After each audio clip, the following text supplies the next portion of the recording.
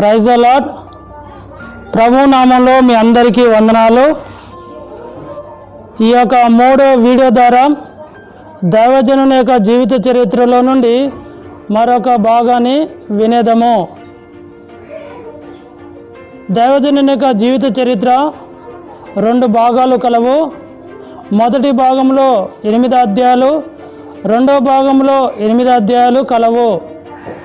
మొదటి భాగంలో పరలోకపు సంకల్పము, అపోస్తలుల కాలపు పరివర్తన. ఈ యొక్క మొదటి భాగంలోని మొదటి అధ్యాయము సహోదరుడు భక్త సింగ్ మహిమా గృహ ప్రవేశము. ఈ మొదటి అధ్యాయము సారాంశము మనము వినేదము.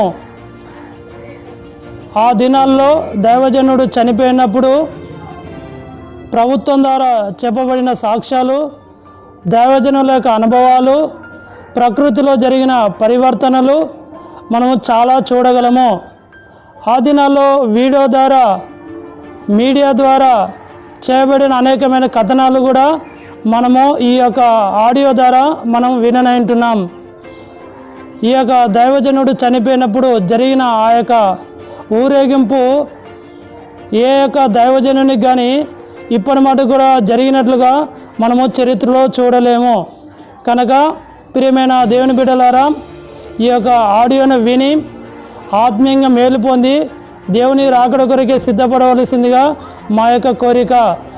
ఈ యొక్క ఆడియోను మనము వినేదము.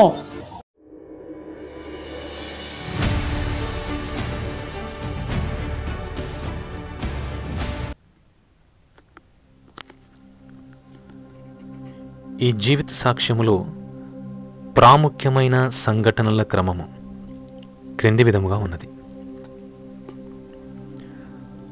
1. జననము జూన్ 6, 1903. 2. వివాహము జూన్ 6, 1915. 3. ఇంగ్లాండుకు ప్రయాణము సెప్టెంబర్ 1926. 4.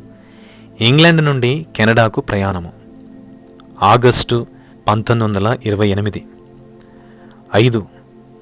మారు మనస్సు రక్షణానుభవము డిసెంబర్ 16, 1929. 6. బొంబాయికి తిరిగి వచ్చుట ఏప్రిల్ 1933. 7. మార్టిన్పూర్ ఉజ్జీవము జూన్ 1937. 8. మద్రాసుకు వెళ్ళుట ఆగస్టు 1938. 9. నీలగిరి ప్రత్యేక ప్రత్యక్షత జూన్ 1941. 10. జెహోవా షమ్మా ఆవరణమును అద్దెకు తీసుకొనుట జూలై 12, 1941. 11. కడప పరిచర్య ఆరంభము 1945. 12. హైదరాబాదు పరిచర్య ఆరంభము సెప్టెంబర్ 1950. 13. ఏలీము ఆవరణమును అద్దెకు తీసుకొనుట సెప్టెంబర్ 1950. 14. హెబ్రోనులో ప్రవేశము 1959. 15. జెహోవా షమ్మా ఆవరణము కొనుట 1959. 16. హెబ్రోను మెసెంజర్ 1963. 17. Trust document registration 1971. 18. ఏర్పరచబడిన సహోదరులను నియమించుట డిసెంబరు 1982. 19. అనారోగ్యము ఆగస్టు 1986. 20. పరమగృహపు పిలుపు సెప్టెంబర్ 17, 2000 ఉదయము 6 గంటలకు. 21. నారాయణగూడ సమాధుల తోటలో భూతాపన సెప్టెంబర్ 22, 2000 సంవత్సరం.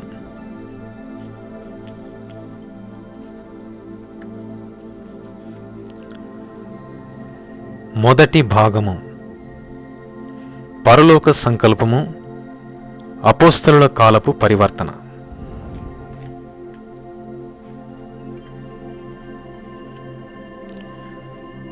మొదటి అధ్యాయము. సహోదరుడు భక్త్ సింగ్ మహిమా గృహ ప్రవేశము. ఈ దేహమును విడిచిపెట్టి ప్రభువునొద్ద నివసించుటకు ఇష్టపడుచున్నాము. 2 కొరింథీ 5వ అధ్యాయము 8వ వచనం. ఆ దినము శుక్రవారము, 2000 సంవత్సరం సెప్టెంబర్ 22. ఆనాడు భారతదేశములోని హైదరాబాదు నగరము ఎంతో నిశ్చేష్టమైనది. సహోదరుడు భక్త్ సింగ్ పరిచర్యకు హెబ్రోను మూల కేంద్రము. దీనిని కేంద్రముగా చేసుకొని జాతీయ అంతర్జాతీయ పరిచర్య చేశాను. దాదాపు 1950వ సంవత్సరం నుండి అతడు హెబ్రోనును తన స్వగృహముగా భావించాను.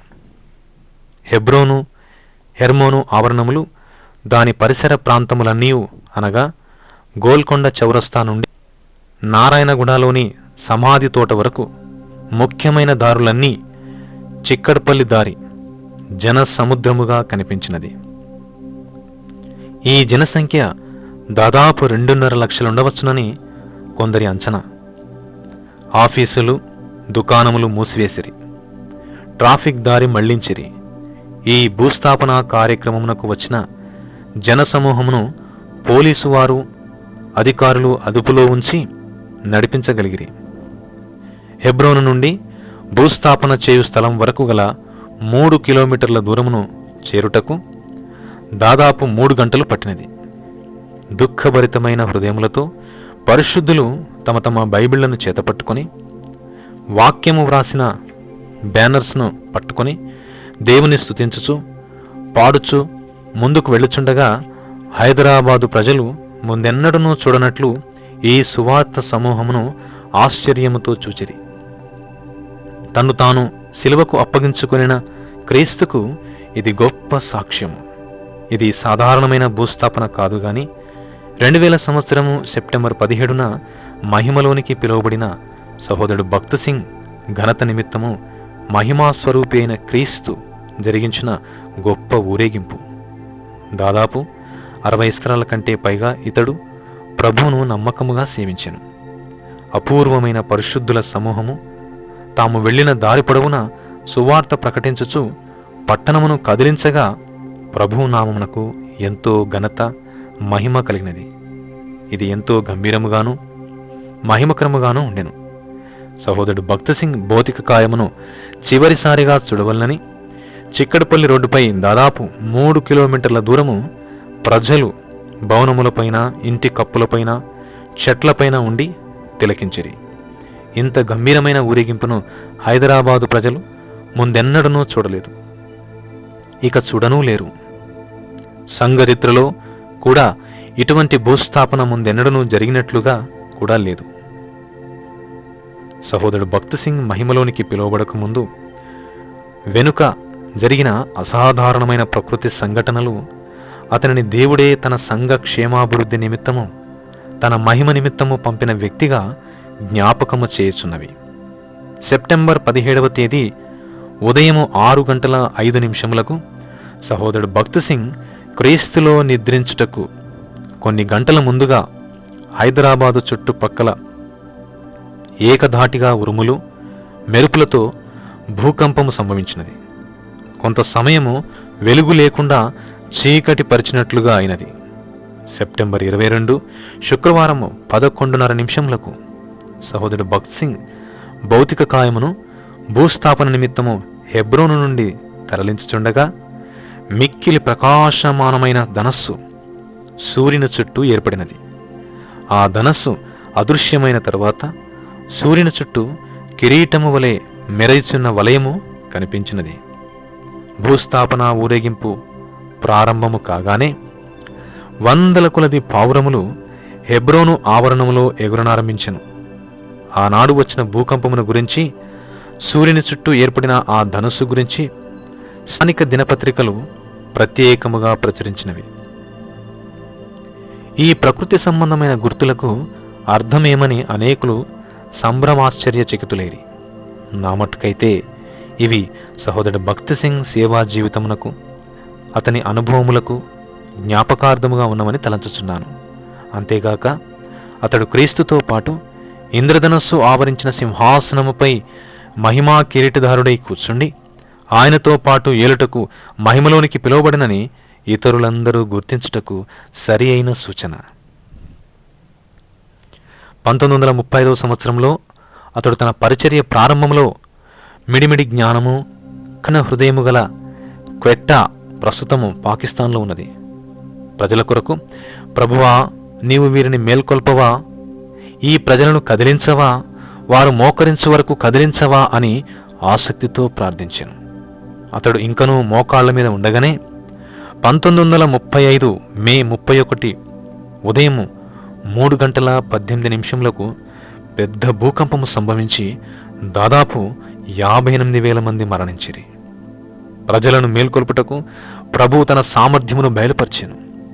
ప్రజలు తమ సృష్టికర్తను ఎరిగి మేల్కొన్నట్లు సహోదరుడు భక్త్ సింగ్ ఈ లోకమును విడిచిన సందర్భంలో కూడా స్వల్ప కంపము ద్వారా దేవుడు తను తాను కనపరుచుకొనెను.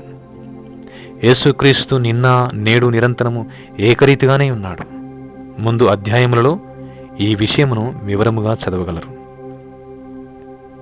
సహోదరుడు భక్త్ సింగ్ తన పరిచర్యలో పరలోక మహిమను గురించి తరచుగా బోధించుచుండెను. ప్రకటన గ్రంథమును గురించి అతడిచ్చిన వర్తమానము ప్రభువైన యేసుక్రీస్తు పరలోక మహిమ, ఆయన వధువైన సంఘ మహిమతోనే నిండి ఉండెను. పరిశుద్ధ సమాజ కూడికల కొరకై బహు తరచుగా మహిమా సింహాసనము, మహిమకరమైన సంఘము, మహిమా సింహాసనమును ఆవరించిన ఇంద్రధనస్సు మొదలైన అంశములనే పేర్కొనడివారు. అవి వర్షకాలమున కన ఇంద్రధనస్సు యొక్క తేజస్సు వలె దాని చుట్టూనున్న తేజస్సు కనబడెను. ఇది యెహోవా ప్రభావ స్వరూప దర్శనము. నేను చూచి సాగిలపడగా నాతో మాట్లాడు ఒకని స్వరము నాకు వినబడెను. యెహెజ్కేలు గ్రంథము 1:28. ఆసీనుడైన వాడు దృష్టికి సూర్యకాంత పద్మరాగములను పోలినవాడు. మరకతం వలె ప్రకాశించు ఇంద్రధనస్సు సింహాసనమును ఆవరించి ఉండెను. ప్రకటన గ్రంథము 4:3. తమ ఆత్మీయ తండ్రి పరిశుద్ధుడైన సహోదరు భక్త్ సింగ్కు అంతిమ వేడుకోలు ఇచ్చుటకై భారతదేశం అంతటి నుండి ఇతర దేశముల నుండి ఎంతో మంది ప్రజలు వచ్చిరి. స్వ ప్రపంచ వ్యాపితమైన క్రీస్తు సంఘమునకు ప్రత్యేక వరముగా అనుగ్రహించబడిన దైవజనుడు భక్త్ సింగ్ సేవను జ్ఞాపకం చేసుకుని దేవుని స్తుతించుటకై క్రైస్తవ శాఖ, భాష, సాంఘిక, జాతి భేదములన్నీ విడిచి పరిశుద్ధులనేకులు కన్నీటితో ప్రవాహం వలె తరలివచ్చిరి. సహోదరుడు భక్త్ సింగ్ మహిమలోనికి పిలువబడిన వార్త అడవిని కాల్చెడి అగ్నివలే అతని నెరిగిన వారు ఎక్కడెక్కడ కలరో అక్కడంతా, అనగా భారతదేశంలోనూ ప్రపంచపు నలుమూలలా వ్యాపించినది. దాదాపు 10 సంవత్సరాల కంటే ఎక్కువగా అతడు పడకలో ఉండటం వలన ఇతర ప్రాంతములు తిరిగి పరిచర్య చేయుట చాలా తక్కువైనది. అతడు తన 75వ సంవత్సరం నుండి, అనగా 1970వ సంవత్సరం నుండి పార్కిన్సన్స్ వ్యాధితో బాధపడుచుండెను. 1990వ సంవత్సరం ప్రారంభంలోనే ఈ వ్యాధి వలన అతని ఆరోగ్యము, జ్ఞాపక శక్తి దెబ్బతిన్నది. తద్వారా ఒక దశాబ్ది కాలం పాటు అనేక మంది వ్యక్తులతో, స్థలములతో అతనికి సంబంధం లేకుండా అయినది. దీనిని బట్టి అతని భూస్థాపన కార్యక్రమమునకు ఇంత గొప్ప సమూహం వచ్చునని మేము ఊహించలేదు. మా ఊహ తప్పు అన్నట్లుగా దేశముల నుండి, భారతదేశంలోని అనేక పల్లె, పట్టణములు, నగరముల నుండి ప్రజలు తరలివచ్చిరి. ఇతర దేశముల నుండి కూడా ఎంతోమంది రాగలిగేవారు. కానీ అతి తక్కువ వ్యవధిలో అంతర్జాతీయ విమాన ప్రయాణమునకు టిక్కెట్టు దొరకలేదు. అయినను తూర్పుననున్న ఆస్ట్రేలియా, పశ్చిమముననున్న అమెరికా నుండి అనేక మంది ప్రజలు రాగలిగిరి. ఐరోపా, ఇతర దేశములలో ఉన్న స్నేహితులు విమాన ప్రయాణమునకు టిక్కెట్లు దొరకనందున రాలేకపోవచ్చున్నామని తెలిపిరి. సహోదరు భక్త్ సింగ్ సన్నిహితులు, జతపనివారు ఇతర దేశముల నుండి వచ్చే వరకు అతని భౌతిక కాయమును రసాయనిక పదార్థములతో సిద్ధపరిచి భద్రపరిచి మార్చురీలో ఉంచిరి.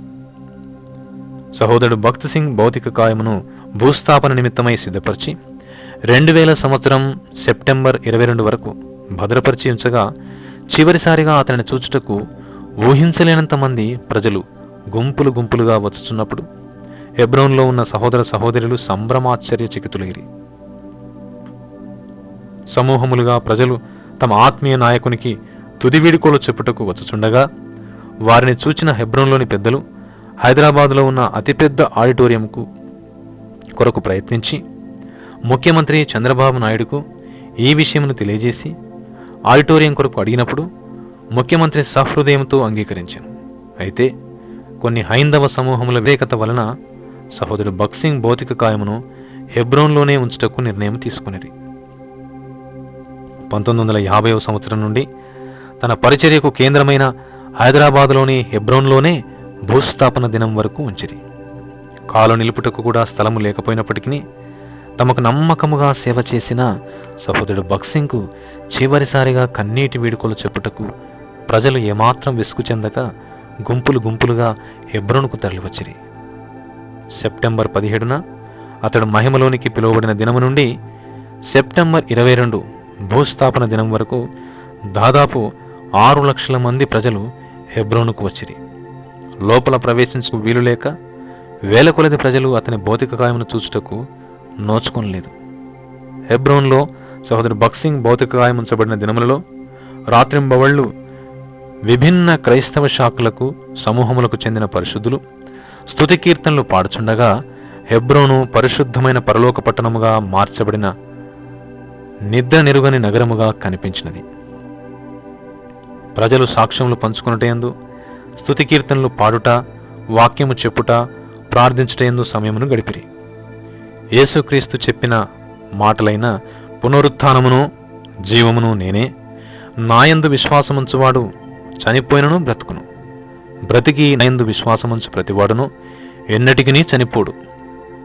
యోహాను సువార్త 11:25 అను వాక్యము ఆయన ప్రజల మధ్య రుజువుపరచబడినది.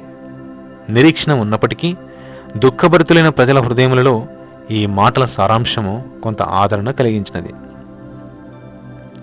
ఆంధ్రప్రదేశ్ ముఖ్యమంత్రితో సహా అన్ని వర్గములకు చెందిన ప్రజల నుండి సానుభూతి, సంతాప ప్రకటనలు కుమ్మరించబడినవి. ముఖ్యమంత్రి చంద్రబాబు నాయుడు సహోదరుడు భగత్ సింగ్ మరణమునకు తన సంతాపమును తెలియజేయచ్చు.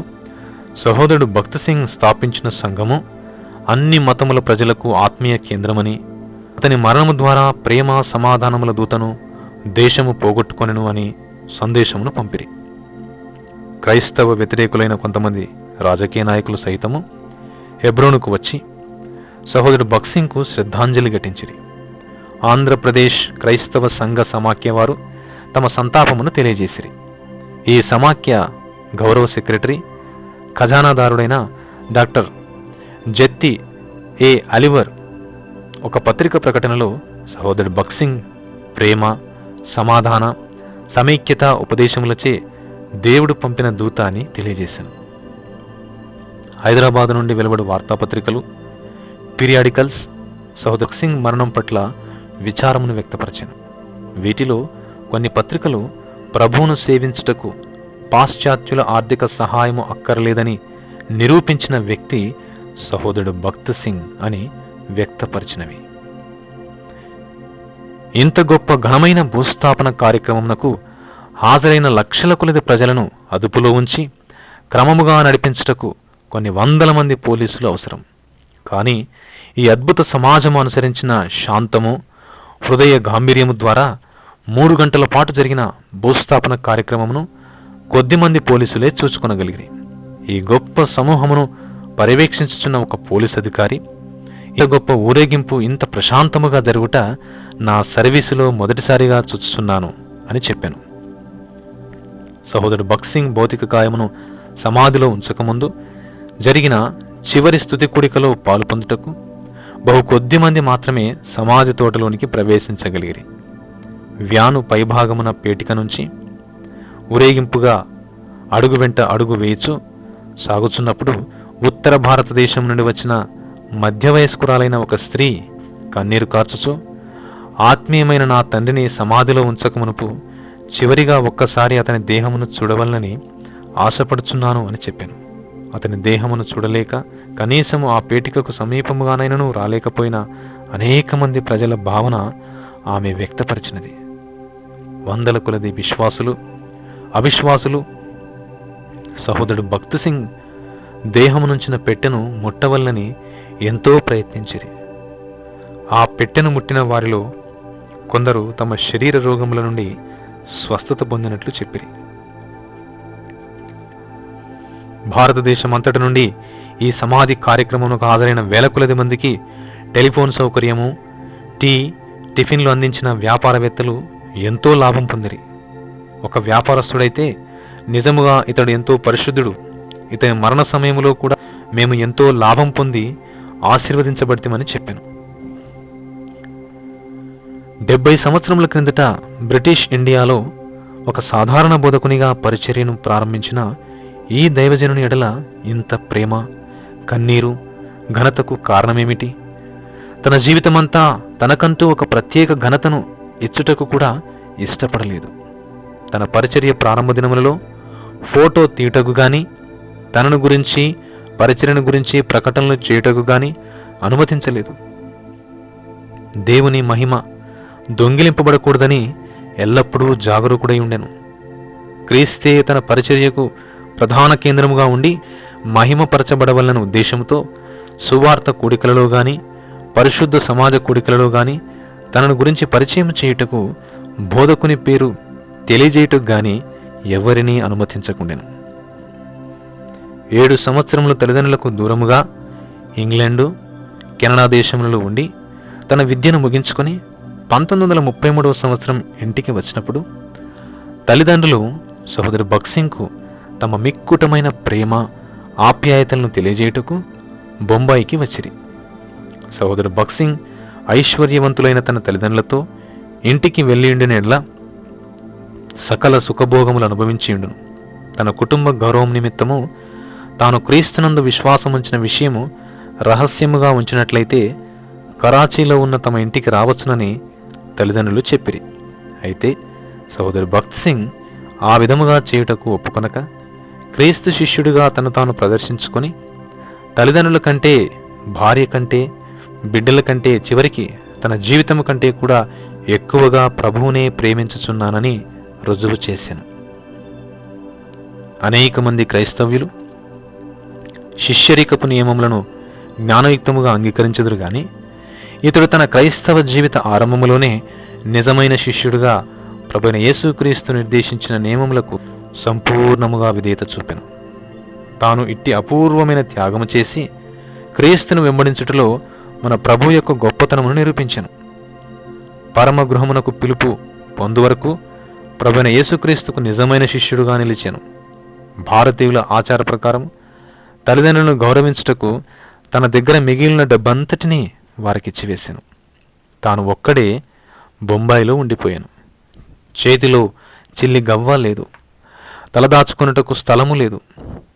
ఆకలి అయినప్పటికీ క్రీస్తునందు సంపూర్ణ సంతోషము, నిరీక్షణ కలిగి ఉండెను. ఆ మొదటి రాత్రి బొంబాయిలో దిక్కుమాలిన దరిద్రులుండు సత్రము గడిపాను. అట్టి పరిస్థితిలో కూడా దేవుని పని నిమిత్తమై సిద్ధముగా ఉండెను. తన సేవా జీవితం అంతటిలోనూ తనకంటూ స్వంతగా ఏదీ వెదుకలేదు. నిత్యావసరమైనవే కోరుకొనొచ్చు సాధారణమైన జీవితము జీవించాను. తాను ధరించిన వస్త్రములు, బైబిల్ తప్ప తన సొంతమంటూ ఏదీనూ లేదు.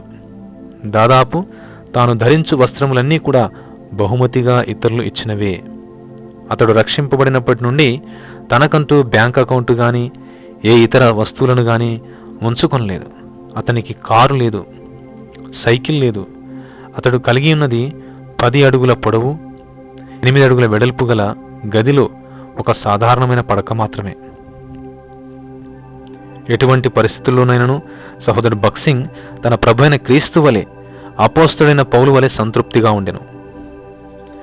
తిమోతి మొదటి పత్రిక 6:6లో సంతుష్టి సహితమైన దైవభక్తి గొప్ప లాభ సాధనమైనది అని పౌలు చెప్పిన ఉపదేశమును అనుసరించాను. అదేవిధముగా ఫిలిప్పీలకు రాసిన పత్రిక 4:12 అనుసరించి దీనస్థితిలో ఉండనెరుగుదును, సంపన్న స్థితిలో ఉండనెరుగుదును, ప్రతి విషయములోనూ, అన్ని కార్యములలోనూ కడుపు నిండి ఉంటకును, ఆకలి కొని ఉంటకును, సమృద్ధి కలిగి ఉంటకును, లేమిలో ఉంటకును నేర్చుకును. కొంతమంది అనుసరించినట్లుగా అతడు ఎవరి జీవిత విధానమును గాని సిద్ధాంతమును గాని అనుసరించలేదు. ఉదాహరణకు మహాత్మా గాంధీ విదేశీ వస్త్రములను ధరింపక దేశీయ వస్త్రములను మాత్రమే తన మొల చుట్టూ ధరించెను. పేద ప్రజలలో తాను ఒక్కడినే అన్నట్లుగా వారితో పాటు 3వ తరగతి రైలు పెట్టెలో ప్రయాణించాను. పేద ప్రజలలో తాను ఒకడినే అన్నట్లుగా వారితో పాటు 3వ తరగతి రైలు పెట్టెలో ప్రయాణించాను. అయితే సహోదరుడు భగత్ సింగ్ ఎన్నడూ అట్టి సిద్ధాంతములను అనుసరించక అవసరమును బట్టి పరిస్థితులను బట్టి 3వ తరగతి రైలులోను 1వ తరగతి రైలు పెట్టెలోను ఎద్దుల బండిలోను కాలినడకన కూడా ప్రయాణించాను. వీటిని గురించి అతనికి అంతగా పట్టింపు లేదు. సహోదరుడు భగత్ సింగ్ సామాన్య ప్రజలతో తను తాను ఐక్యపరచుకున్నటకు ఎంతగా ఇష్టపడుచుండెనో అదే విధముగా ధనవంతులు ఘనులైన భారతీయులతోనూ విదేశీయులతోనూ కలిసిపోవచ్చుండెను. దక్షిణ లండన్ నగరంలోని హ్యానర్ ఓక్ నందు గల క్రైస్తవ సహవాస కేంద్రము నుండి వచ్చిన ఘనులైన 2 స్త్రీలు డేజీ ఓగెల్, సింక్లియర్లతో అతనికి కలిగిన సహవాసము ఈ విషయమును తేటతెల్లము చేయుచున్నది. ఓగెల్ ఎంతో ఆత్మీయ దృష్టి వివేచనా శక్తి కలిగిన స్త్రీ కావున దేవుని సార్వభౌమత్వమును బట్టి భారతదేశంలో సంఘదర్శనమును బయలుపరచుటకై దేవుడు ఏర్పరచుకున్న సాధనము సహోదరుడు భగత్ సింగ్ అని అతని పరిచర్య ఆరంభ దినములలోనే గ్రహించెను. బ్రిటిష్ రాజవంశములోని ఇతరుల వలె ఆమె కూడా శీతాకాలమును నీలగిరి పర్వతములలోని సిల్వర్ డేల్ అను తనకిష్టమైన భవనములో గడుపుచుండెను. ఈమె బొంబాయి మీదుగా ప్రయాణము చేయవలసి వచ్చినప్పుడు తన సన్నిహితురాలైన సింక్లియర్తో ప్రముఖ హోటల్ అయిన తాజ్లో ఉండేవారు.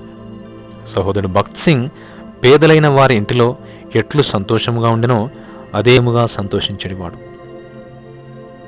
సహోదరుడు భగత్ సింగ్ తన జీవితంలో అన్ని విషయములందు ప్రభువు ఇచ్చు స్వాతంత్రమును అనుభవించుచుండెను గాని ఈ స్వాతంత్రమును శరీరక్రియలకు ఉపయోగించుకొనలేదు. సహోదరులారా, మీరు స్వతంత్రులుగా ఉండుటకు పిలువబడితిరి. అయితే ఒక మాట, ఆ స్వాతంత్రమును శారీర క్రియలకు హేతువు చేసుకొనక ప్రేమ కలిగిన వారై ఒకనికొకడు దాసులైండుడి. గలతీలు రాసిన పత్రిక 5వ అధ్యాయము 13వ వచనం. అన్ని విషయములలో దేవుని మహిమపరచుటయే అతని జీవిత లక్ష్యము. కాబట్టి మీరు భోజనము చేసినను పానము చేసినను మీరేమి చేసినను సమస్తమును దేవుని మహిమ కొరకు చేయుడి. కొరింథీయులు రాసిన మొదటి పత్రిక 10వ అధ్యాయము 31వ వచనం. దేవుని చిత్తమును వెదికి కనుగొని దానిని అనుసరించుటలో అతడు బహుశ్రద్ధ కలిగినవాడు కనుక ప్రతి విషయమునకు అనగా చిన్న పని గాని పెద్ద పని గాని చేయకమునపు ప్రార్థించి దేవుని చిత్తమును కనుగొనుచుండెను. 1932వ సంవత్సరం ఏప్రిల్ నెలలో కెనడాలోని వాంకోవర్లో ఉండగా దేవుడు తనను సేవకు పిలిచినప్పటి నుండి ప్రభు తనకు అనుగ్రహించిన క్రింది 3 నియమములకు బద్ధుడై జీవితాంతం వరకు పరిచర్యను కొనసాగించెను.